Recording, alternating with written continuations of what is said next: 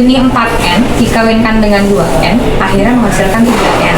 Nah di sini kita ngecek apakah benar-benar terkawinkan atau tidak. Nah seperti itu. Masing-masing waktu dia udah pasti sampai keturunan berikutnya sama, seragam. Sampai ke berapa? Rata-rata terjadi mutasinya nggak? Nggak akan terjadi mutasi karena ini sudah double haploid. Oh, udah double nggak? Iya, Misalnya rantainya nggak pernah putus ya? Iya, nggak pernah putus. Kecuali kalau nanti dia dijadikan sebagai parental sebagai tetua, dikawinkan sama yang lainnya, baru dapat Oh dua iya, kombinasi. oke. Mantap. Untuk membeli produk bintang Asia, pilihlah yang berhologram. Karena apa? Kemasan kami ada yang sampai di pasukan. Yang asli yang mana, Pak? Yang asli yang berhologram. Jadi dipastikan bahwa membeli produk bintang Asia, pilihlah yang berhologram. Tanaman 1, tanaman 2, tanaman 3, tanaman 4. Nah ini nggak muncul semua, berarti dia negatif, nggak kena virus. Nah, kalau yang ini dia kena virus gitu. Nanti berikutnya yang keluar tahan virus itu di cabai besar. Bukan ini. Kalau ini masih toleran virus. Ini kan varietas lama. Nanti yang akan keluar lebih awal itu adalah cabai besar tahan virus. Baru berikutnya adalah cabai rawit tahan virus. Tapi kalau sampean ingin menanam yang toleran virus untuk cabai rawit, saya sudah keluarkan namanya ini. Jangan lupa pakai benih bintang Asia. Bintang Asia. Pasti bisa, pasti sukses. Yayasan Petani Muslim Indonesia.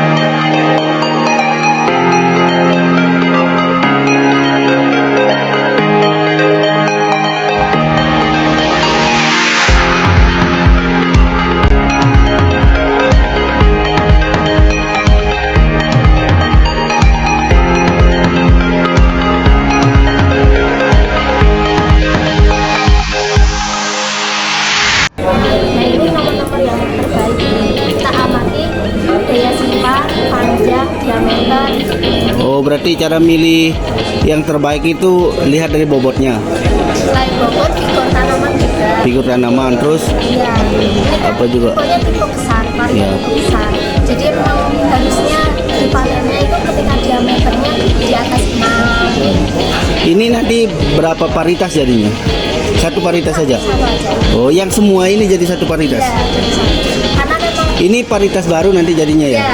Oh. ini sebelumnya ada, cuman warnanya masih gelap. Ini kan varietas. Oh ya, yang kayak dicontoh di situ ya? Iya. Ini lebih terang.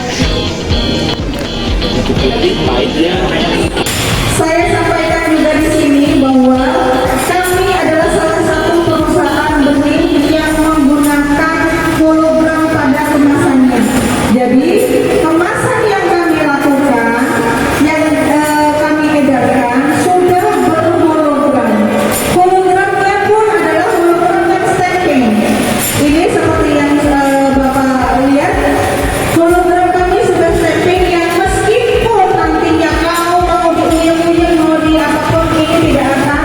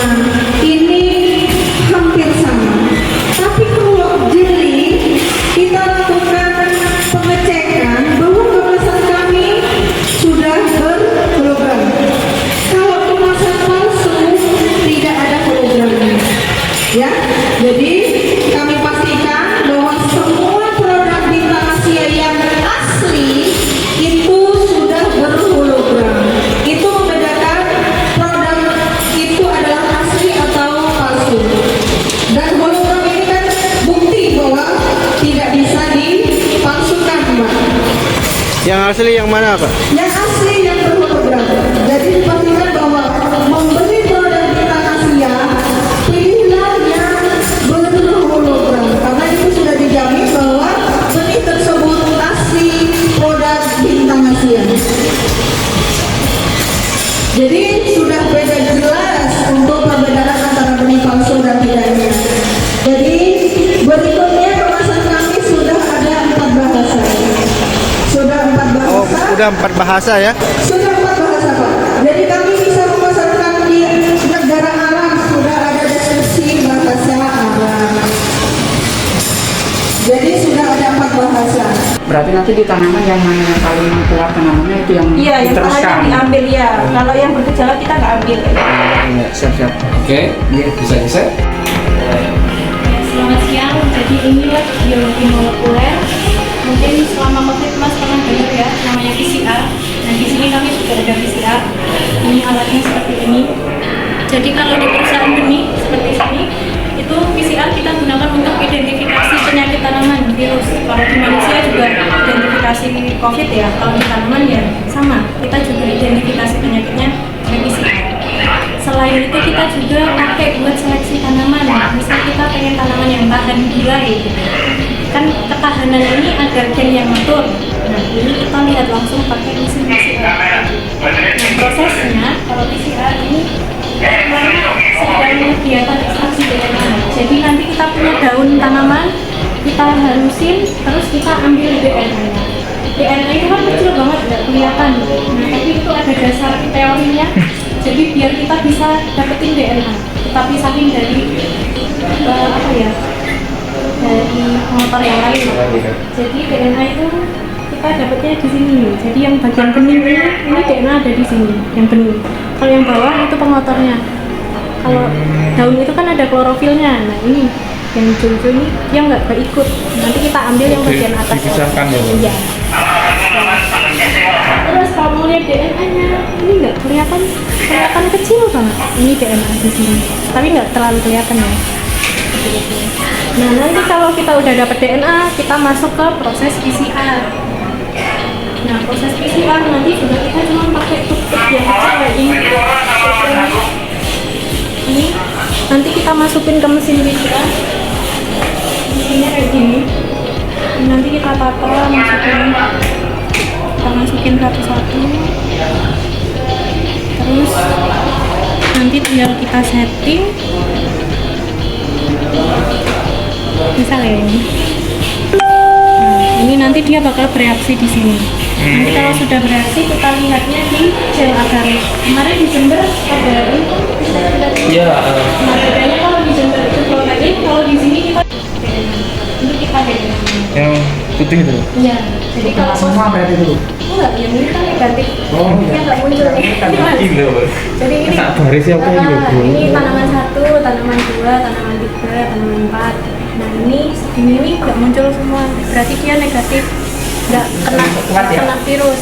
Nah, kalau yang ini dia kena virus gitu. Gitu. Terus kalau yang ini sedang ada kegiatan cek quality. Mungkin bisa dijelaskan sama Pak Ade. Coba saja. Saya.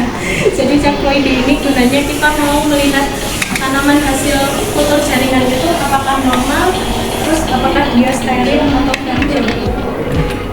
Berarti ada Steril itu dia apa ya? Mandul atau Oh ya. enggak gitu. Iya. Jadi tanaman hasil kultur jaringan itu enggak semuanya dia normal bentuknya. Oh. Ada juga yang mandul, ada juga yang bentuknya terlalu gede, ada yang kerdil. Nah itu kita pakai alat ini buat ngecek sebelum kita tanam itu tanamannya itu normal apa enggak. Itu udah ketahuan dari sini. Iya. Ini Mbak, ini kan tes DNA ya. Itu beda sama RNA itu gimana? Bedanya. Kalau materi genetik itu ada DNA sama RNA. Kalau RNA juga sama, kita pakai PCR juga. Cuman nanti penanganannya beda. Ada step yang beda. Sama-sama. Tapi prinsipnya sama. Berarti semuanya masuk di PCR. Sawi-sawi juga, ada juga bunga kol, kembang kol atau cauliflower. Di sini bukan panen bijinya tapi panen bunganya. diambil apanya deh? Nanti kasih mau Pak Ade, diambil polennya atau serbuk sari ya. Nanti perlu dikulturkan. Begitu sih. Kenapa kan di lahan aja kotor Pak? Terus nggak boleh semprot ya? Nggak boleh semprot sama fungisida, jadi harus bersih. Tapi ada pupuknya.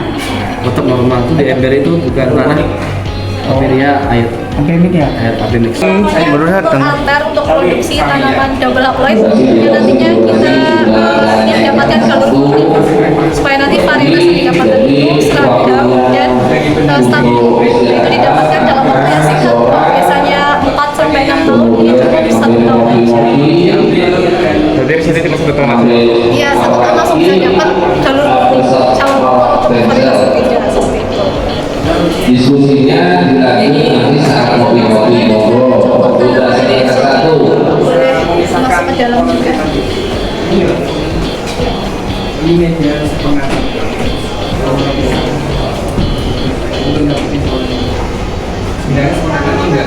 Dan masing-masing sifat tuh dia udah pasti sampai keturunan berikutnya sama seragam. Sampai ke berapa? Rata-rata terjadi mutasi juga? Enggak akan terjadi mutasi karena ini sudah double haploid. Oh, udah terus Iya, nggak? Saya rantainya nggak pernah putus ya? Iya, nggak pernah putus. Kecuali kalau nanti dia dijadikan sebagai parental sebagai tetua, dikawinkan sama yang lainnya, baru dapat Oh dua iya, kombinasi. oke.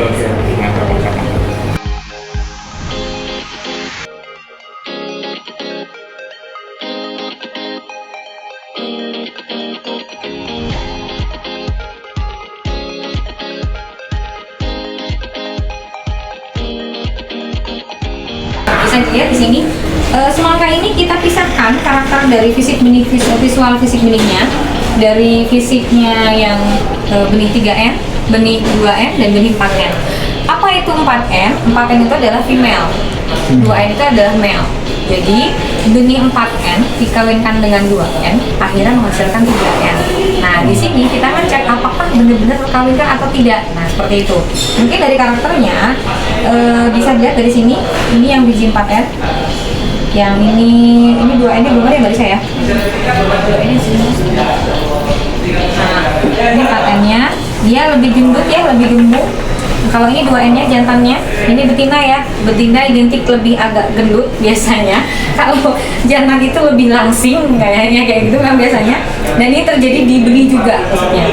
Nah, untuk 3N-nya itu benihnya kesini seperti ini. Nah, ini untuk yang semangka 3N. Kalau 3N dia telinganya lebih lebar ke samping, tapi dia ada cekungan. Jadi bijinya kalau 3N itu dia lebih cekung. Kelihatan dari sini fisiknya dia agak cekung, mungkin jadinya. Nah, tapi kalau dari bagian dalamnya itu nanti dia akan membentuk seperti kupu-kupu. Mbak Desya ada yang udah dibuka 3N-nya? Ada, coba dipinjam Pak, dibuka. Nah, ini bisa dilihat 3N ini cantik sebenarnya isi dalamnya. Dia bentuknya seperti kupu-kupu. Nah, sebenarnya dia kayak kupu-kupu bentuknya. Ini adalah semangka silis 3N. Murni memang ini semangka silis 3N. Jadi kalau 3N ya bentuknya seperti ini jadinya. Kalau yang dia 4N dia pengisiannya penuh. Makanya dia lebih mengembung. Dibandingkan semangka 2N. Jadi dia isinya penuh. Iya, makanya dia gendut. Karena pengisian penuh. Kalau 3N itu dia memang seperti kupu-kupu dalamnya. Nah, seperti itu. Kalau 2N dia penuh tapi langsing, dia kecil. Dia mengecut seperti telinganya langsung muncul ke depan. Tapi kalau hasilnya nanti misalnya ditanam hasilnya pasti tidak akan sama dengan 3N karena dia jantan. Jadi 4N dikawin 2N jadinya 3N. Jadi gitu gambarnya 4 dikawinkan 2 jadinya 3N. Nah seperti itu.